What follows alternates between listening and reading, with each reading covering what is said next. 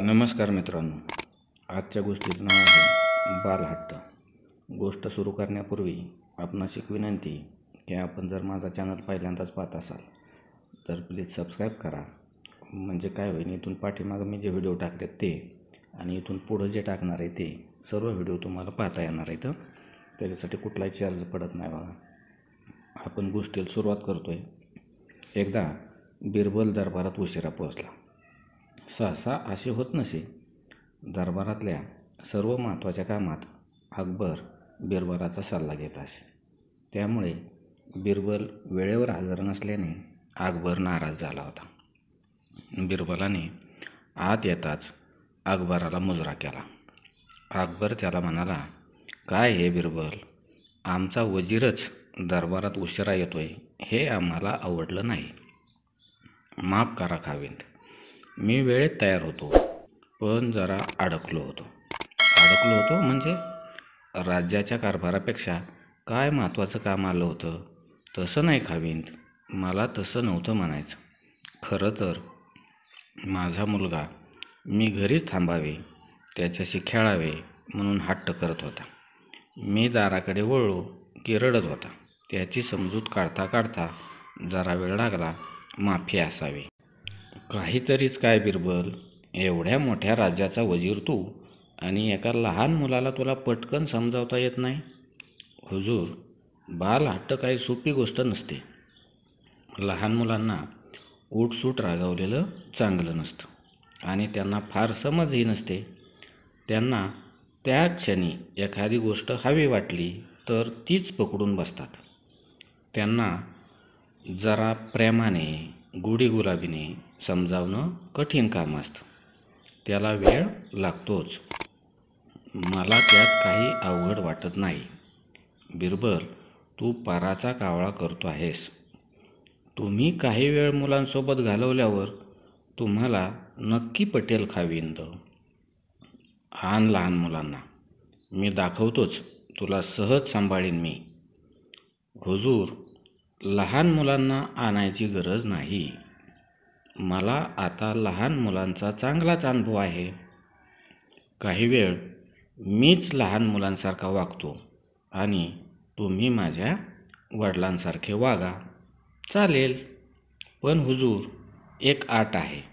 तुम्ही न चिडता, न रागवता, न ओरडता मला सांभाळून दाखवायचं. मंजूर आहे बिरबल.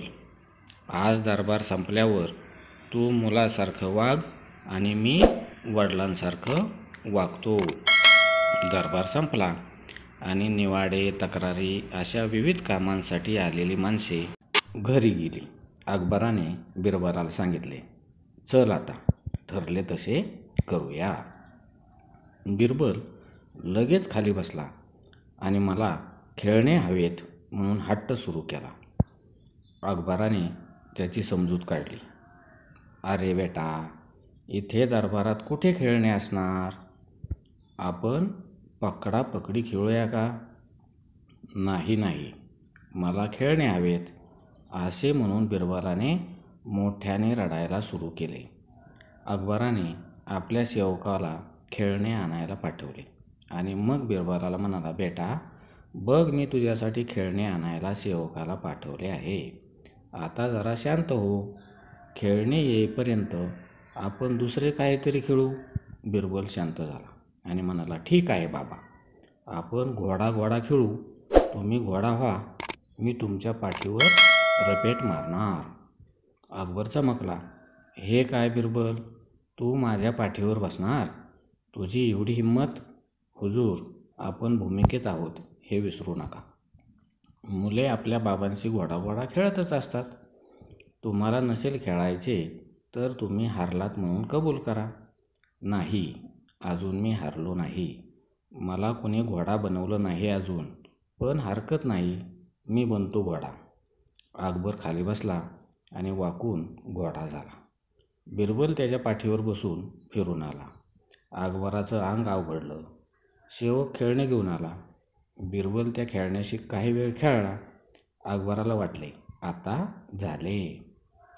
तेवढ्यात बिरबलाने मला भूक लागली म्हणून भोकाड पसरले. अकबराने त्याच्यासाठी खायला मागवले, पण तो खायला ऊस हवा म्हणून रडायला लागला. अकबराने सेवकाला पाठवून ऊसाच्या कांड्या मागवल्या. त्या येईपर्यंत बिरबल रडतच होता. सेवक ऊसाच्या कांड्या घेऊन हजर झाला. बिरबल म्हणाला, मी इतका मोठा ऊस कसा खाऊ? मला याचे तुकडे करून द्या. सेवकाने त्याचे तुकडे केले. परत बिरबल रडायला लागला. फार छोटे तुकडे केले, मला थोडे मोठे तुकडे हवे होते. अकबराने बिरबलाला सांगितले, काही होत नाही बेटा, आपण दुसरी कांडी घेऊन तिचे थोडे मोठे तुकडे करू, मग झालं ना. बिरबल म्हणाला, नाही, मला दुसरी कांडी नाही, ह्याच कांडीचे थोडे मोठे तुकडे हवे होते. अकबराने समजावून सुद्धा बिरबल ऐकेना. आता अकबराची सहनशक्ती संपली आणि तो ओरडला, बिरबल, बस झाला हा वाह्यातपणा, आता शांत हो, नाहीतर चाबकाचे फटके देईन. बिरबल रडायचा थांबला आणि लगेच नेहमीच्या आवाजात अकबराला म्हणाला, पाहिलंत खाविंद, मुलांना सांभाळणं एवढं सोपं नसतं. तुम्ही तर एका लहान मुलाला खोटा का असेना चाबकाचे फटके मारायला निघालात. अकबर शांत झाला. बरोबर आहे बिरबल, मला वाटलं तेवढं हे सोपं नाही. आता हे खेळणे आणि ऊस घरी घेऊन जा तुझ्या मुलासाठी. त्याच्या बाबाला आम्ही दरबाराच्या कामात अडकवून ठेवतो म्हणून.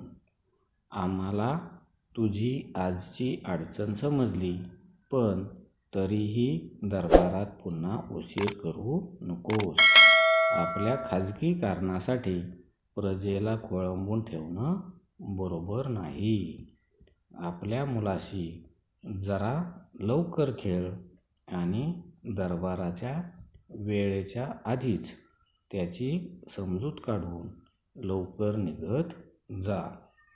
बिरबलाने ते मान्य केले आणि अकबराचा निरोप घेऊन घरी गेला. आपल्याला जर गोष्ट आवडली असेल तर प्लीज लाईक करा, मित्रांना शेअर करा आणि सबस्क्राईब करायला मात्र विसरू नका. धन्यवाद.